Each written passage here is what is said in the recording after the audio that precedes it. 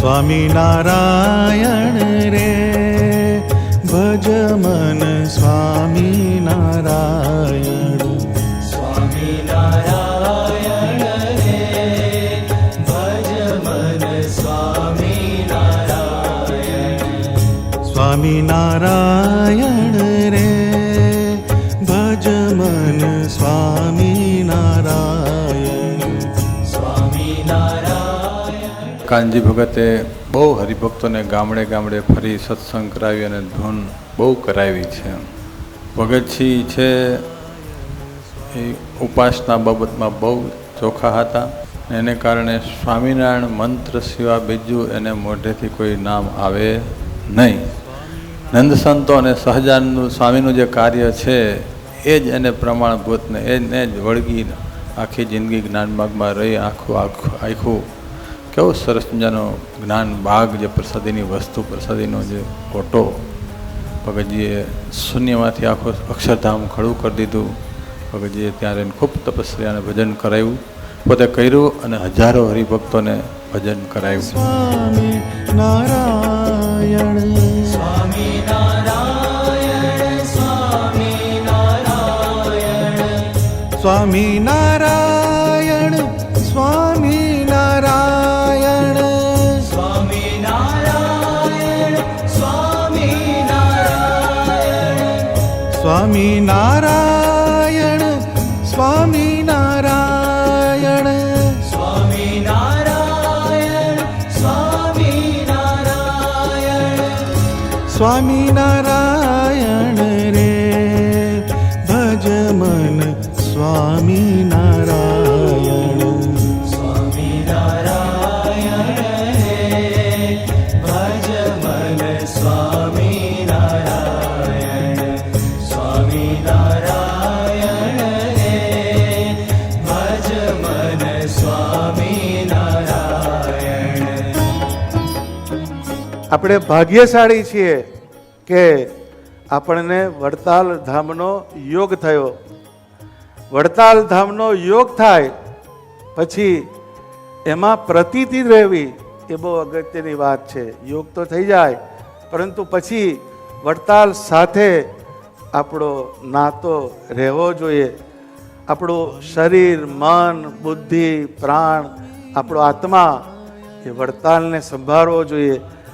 અનેક પ્રકારના સદાવ્રત હોય છે પણ સ્વામિનારાયણ ભગવાને વડતાલમાં કલ્યાણનું સદાવ્રત બાંધ્યું. અહીંયા જે આવે એને ભુક્તિ અને મુક્તિ આ બંને સહજ થાય એવું આ વડતાલ ધામ છે. એ સ્વામિનારાયણ ભગવાને પોતે બાંધેલું ધામ છે. આપણે મંદિરમાં દર્શન કરીએ છીએ જય નારાયણ જય નારાયણ કરીને ફાસ્ટ ફોરવર્ડ, પરંતુ આ જે મંદિરની અંદર એનું જે સ્થાપત્ય છે એનો કંઈક ને કંઈક એની પાછળ ગૂઢ સંકલ્પ છે અને એ બધી વસ્તુ ભગવાનના સંબંધવાળી છે. એ થાંભલાના દર્શન કરીએ, એ પૂતળીઓના દર્શન કરીએ, શિખરના દર્શન કરીએ તો એ આપણા જીવનું રૂડું કરે એવું આ વડતાલ ધામ છે.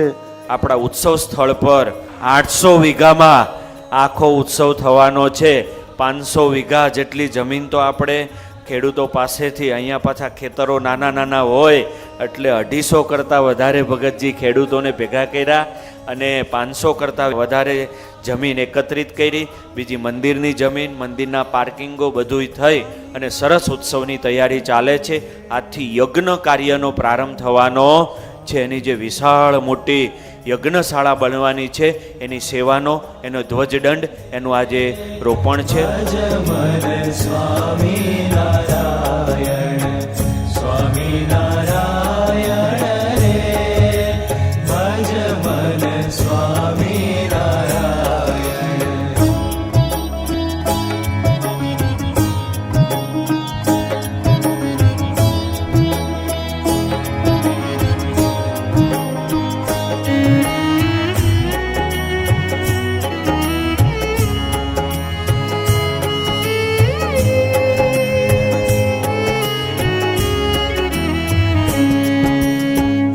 સ્વામિનારાયણ સ્વામિનારાયણ.